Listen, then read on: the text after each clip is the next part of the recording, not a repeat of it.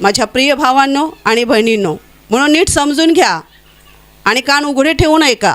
आज तुम्ही इकडे जे बसलेला आहात आणि मी इकडे उभी आहे, आपल्या सगळ्यांना कुठून पाचारण आलेलं आहे, कुठून बोलावणं आलेलं आहे. पाचारण म्हणजे बोलावणं.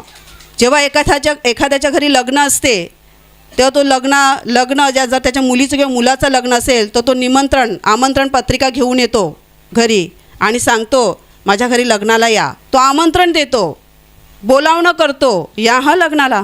तसं माझ्या प्रिय भावांनो आणि बहिणींनो, तुम्हाला आणि मला आपल्याला स्वर्गातून आमंत्रण आलेलं आहे. आणि आमंत्रण देणारा कोण आहे? स्वर्गातला पिता.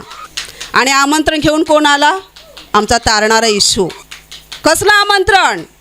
जो आमचा स्वर्गीय बाप स्वर्गामध्ये जिवंत आहे आणि जो चांगला आहे आणि जो जिवंत आहे, त्याची इच्छा आहे की जसा तो जिवंत आहे तसे आम्ही सुद्धा सर्व काळ जिवंत राहावं.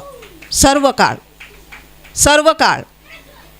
एक दिवस नाही, 1000 वर्षे नाही, 50,000 वर्षे नाही, अनंत काळ. इथे तुमच्यामध्ये जे बसलेले आहेत, मी सुद्धा, आपण सगळेच, कोणाला असं वाटते का आत्ता मला मरण यावं आणि मी मरून जावं? कोणालाच नाही वाटत. सगळ्यांना वाटते मी खूप वर्षे जगावं, खूप वर्षे राहावं या जगात, जीवन जगावं, आनंदाने भरलेलं, शांतीने भरलेलं, सगळ्या आशीर्वादाने भरपूर असलेलं जीवन मी जगावं असं प्रत्येकाला वाटतं. प्रत्येकाच्या हृदयात सुप्त इच्छा असते. कारण ही इच्छा आपल्या हृदयात आपल्या निर्माणकर्त्यानेच ठेवलेली आहे.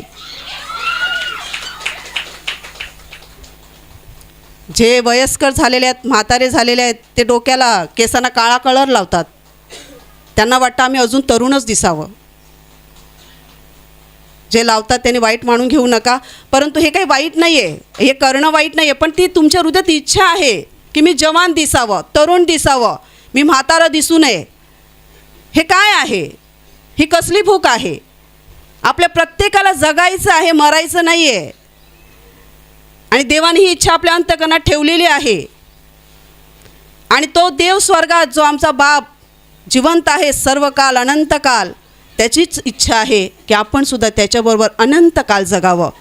आणि हे आमंत्रण घेऊन देवाचा पुत्र येशू ख्रिस्त 2000 वर्षांपूर्वी या जगात आला. आपल्याला आमंत्रण आहे स्वर्गाचं. आणि हे आमंत्रण आपण प्रत्येकाने घ्यायचं की नाही ते आपल्यावर आहे. आणि ज्यांनी घेतलेलं आहे, माझ्या प्रिय भावांनो आणि बहिणींनो, तर आपल्यापैकी प्रत्येकाला खरा पश्चाताप करून देवाकडे वळण्याची गरज आहे.